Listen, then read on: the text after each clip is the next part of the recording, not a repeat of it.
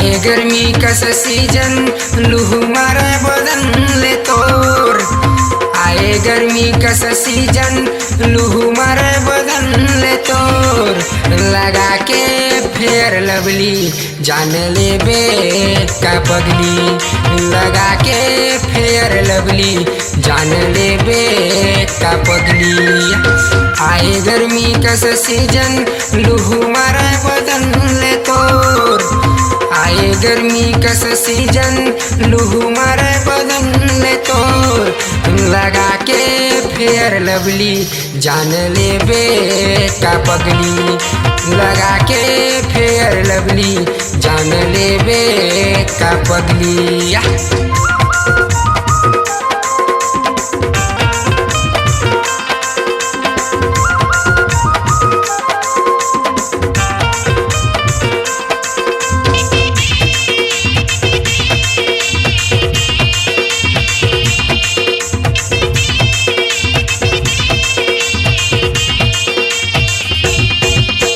Item हाँ कमाल है कैथे कतको लगे तोर जुगाड़ मवो। कौन किस्मत वाले पाही तोला गदर मता दे गौ ईमानो।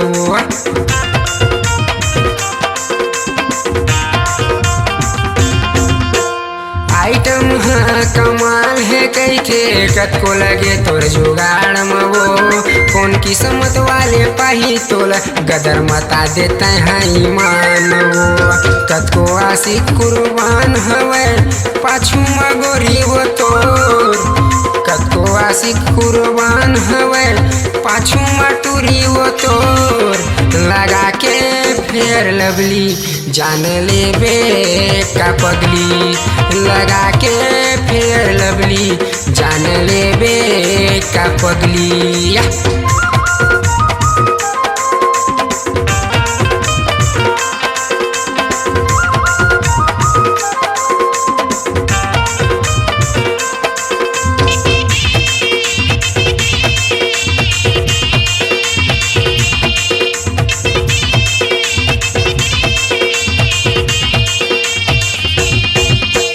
कोमल डालिन जैसे फूल खिले निकले है जुलूब सवार के वो। कठोर दिल है पिघल जाही रानी खुशियाँ बरसाबे ता हंस के वो।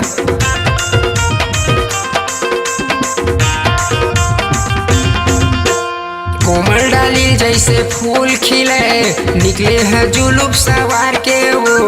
कठोर दिल है पिघल जाही रानी खुशियाँ बरसाबे ता हंस के वो। कारी रसीली है नैना रंग उड़ावत हवे रूप तोर। कारी रसीली है नैना रंग उड़ावत हवे रूप तोर। लगा के फेयर लवली जान ले बे का पगली। लगा के फेयर लवली जान ले बे का पगली। आए गर्मी कस सीजन लूह मारे बदन ले तोर।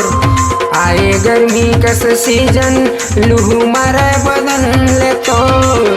लगा के फेयर लवली जान ले बे का पगली।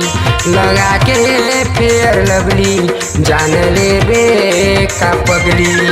लगा के फेयर लवली जान ले बे का बबली।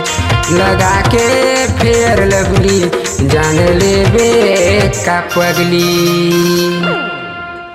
अपनी आवाज को दीजिए एक नया मुकाम। डिजिटल रिकॉर्डिंग की दुनिया का जाना पहचाना नाम स्वरांजलि, जहां गूंजती हैं ध्वनियां अपनी माटी की सौंधी सुगंध के साथ।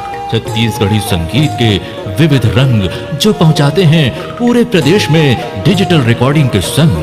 स्वरांजलि स्टूडियो नेमीचंद गली नंबर 2 गंजपारा रायपुर।